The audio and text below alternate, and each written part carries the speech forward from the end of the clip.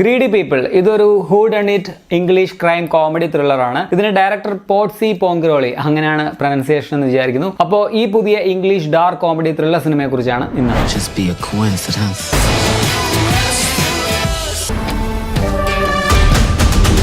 ഒരു ചെറിയ ടൗണിൽ നടക്കുന്ന ഒരു ക്രൈം, അതിനെ മറയ്ക്കാൻ വേണ്ടി രണ്ട് പോലീസുകാർ ശ്രമിക്കുന്നതും അതിനെ തുടർന്നുണ്ടാകുന്ന രസകരമായിട്ടുള്ള അല്ല, കുറച്ച് ഭീകരമായിട്ടുള്ള സംഭവങ്ങളും ഒക്കെയാണ് ഈ സിനിമ പറയുന്നത്. ഇപ്പോ കോയൻ ബ്രദേഴ്സിന്റെ ചില സിനിമകളുണ്ട്, ഫാർഗോ ഒക്കെ പോലെയുള്ളത്. അതേ സ്റ്റൈലിൽ അല്ല, ഏകദേശം അത് തന്നെയാണ് കഥയെന്നൊക്കെ വേണമെങ്കിൽ പറയാം. സെയിം ആണ്, ക്രൈം കോമഡിയാണ്. പക്ഷെ ബേസിക്കലി എനിക്ക് ഇത്തരം പടങ്ങൾ കാണാൻ ഭയങ്കര ഇഷ്ടമാണ് കേട്ടോ. സോ ഞാൻ ഈ പടം വളരെ എൻജോയ് ചെയ്ത് തന്നെയാണ് കണ്ടത്. ഇതിൽ കുറെ ക്യാരക്ടേഴ്സ് ഉണ്ട്, ഒറ്റ വെടിപ്പല്ല എന്ന് തന്നെ പറയാം. അതാണ് ഈ പടത്തിന്റെ മെയിൻ സംഭവം. പടത്തിന്റെ പേര് പോലെ അത്യാഗ്രഹവും നിറയെ നുണകളും കള്ളത്തരങ്ങളും ഒക്കെയുള്ള മനുഷ്യർ, അക്ഷരാർത്ഥത്തിൽ ഗ്രീഡി പീപ്പിൾ തന്നെ. അവർക്കിടയിൽ കറങ്ങുന്ന കുറച്ചധികം പണം, പിന്നെ കുറച്ച് ക്രൈംസ്. ഇത് സത്യത്തിൽ നമുക്കറിയാത്ത കഥയൊന്നുമല്ല. ഇപ്പോൾ ഫാർഗോ ഉൾപ്പെടെയുള്ള ഇഷ്ടംപോലെ പടങ്ങളിൽ കഴിഞ്ഞ 10-40 വർഷങ്ങളായിട്ട് നമ്മൾ കണ്ടുകൊണ്ടിരിക്കുന്ന കഥയാണ്. ഇപ്പോൾ പഴയ ബാലരമയിലൊക്കെ അത്യാഗ്രഹം ആപത്ത് എന്ന് മെസ്സേജ് വരുന്ന ചില കഥകളൊക്കെ വരാറില്ലേ, അതിന്റെ ഒരു പുതിയ കാല വേർഷനാണ് ഈ പടം എന്ന് വേണമെങ്കിൽ പറയാം. പക്ഷെ മുഷിപ്പിക്കാതെ തന്നെ പടം അവതരിപ്പിച്ചിട്ടുണ്ട് കേട്ടോ. അത്യാവശ്യം എൻഗേജിംഗ് ആയിട്ട് തന്നെ പടം പോകുന്നുണ്ട്. ഇതിന്റെ ക്ലൈമാക്സ്, അതായത് ആ ഒരു എൻഡിങ് ഭയങ്കര ബ്യൂട്ടിഫുൾ ആയിട്ടാണ് എനിക്ക് തോന്നിയത്. ടെറി ആയിട്ട് വന്ന ജോസഫ് ഗോർഡൻ, അതുപോലെ വിൽ ആയിട്ട് വന്ന ഹിമേഷ് പട്ടേൽ, പുള്ളിക്കാരൻ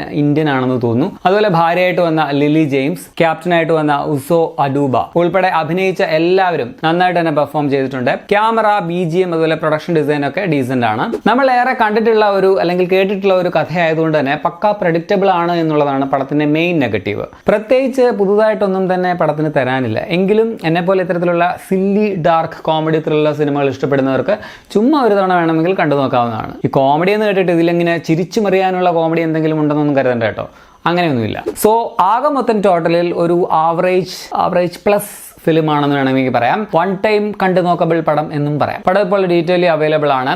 താല്പര്യമുള്ളവർ കണ്ടു നോക്കുക. കണ്ടവരാണെങ്കിൽ നിങ്ങളുടെ അഭിപ്രായങ്ങൾ പറയുക. അപ്പോൾ ശരി.